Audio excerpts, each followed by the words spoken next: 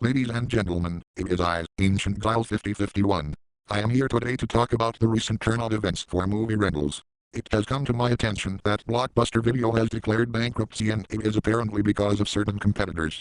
Actually, I've heard of several video rental stores closing up within the past 5 years. I've heard it happen on the news, and I've seen video rental store chains I've never heard of sit in strip mall with an empty unit. Seeing this was striking, and it had actually perked my interest in going out and renting movies at different video stores in the county I live in. It isn't because of other video rental chain stores, but it's actually because their competitor is an online service called Netflix. Netflix allows for both online movie rentals as well as movie streaming. Also, one of the biggest things Netflix boasts is that their service doesn't charge late fees. To start off, streaming movies can be somewhat risky.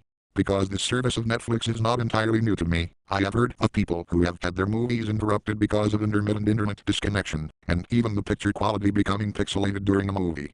How goddamn irritating is that shit? That kind of thing doesn't happen when you watch a DVD, if you don't take into account that sometimes, with DVD rentals, you can run into a freeze because of a disc scratch. But that only happens occasionally when renting a movie from someplace like a library, and almost never with a regular video store. Fuck, you'll be guaranteed to have better picture quality watching a VHS. And with a consistently hit or miss movie selection, you'll probably want to rent one of the DVDs from their non-streaming selection.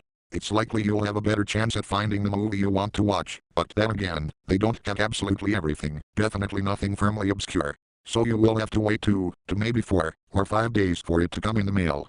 With there being about 8 video stores and 5 or 6 libraries in about an 8-mile radius, I have more than an 80% chance of finding the right movie I want to watch, with a minimum time hold over of perhaps 4 hours. And if it is an obscure, foreign, or independent film, I'm going to be spending my money to purchase it.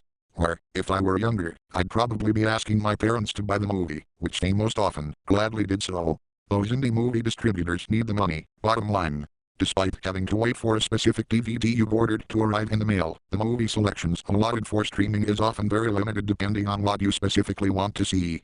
Hence, the choice of the viewer becomes very marginalized. You might end up having a lackluster Friday night, watching a movie which isn't so good.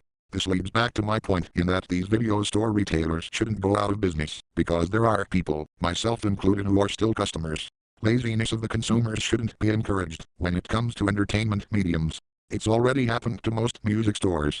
Next thing you know, video game stores will go out of business. Video rental stores bring so much charm to a town, and I don't believe Netflix carries video games for rental, so these trend followers flocking to Netflix aren't looking at this effect of the retail store bankruptcy critically, like they should. Nobody can be that lazy that they would want to rent movies from their home, or turn in any sort of humdrum film at the push of a few buttons, as the slogan goes. Who knows, maybe there's some people out there who could use a few extra steps to burn calories, because after all, this issue is centered around sitting and watching a movie for 2 hours in a day. I tend to look for very specific movies to buy, which many times, like recently, have not been available at video stores, like Blockbuster, or even at a local library. This laziness and irresponsibility is encouraged even more with the selling point of not having late fees. How lazy and scatterbrained are these movie renters that they cannot return movies they have watched back to the video store in the date they are due. I've never had a late fee from Blockbuster or Family Video, except for maybe, as a family, when I was younger, my mom or dad hadn't returned a few movies until a day or 2 after their due date. But that was just twice in the span of 10 or more years. Blockbuster did get rid of late fees, just like that one commercial announced. I forget when it actually aired, but you should understand my point. And when they send the DVD in the mail, they don't send the case with it. So there's the likelihood of it getting damaged when it's at a mail sorting center. Getting damaged, and you won't be able to look at the box art with the information on the backside, which I typically look at as I'm watching a movie. In all, I'm going to savor every second that the Blockbuster and Family Video in my local town stays open, because I'm just not too easily swayed by Netflix as a prospective format to be watching the movies and DVD television show releases I want to see.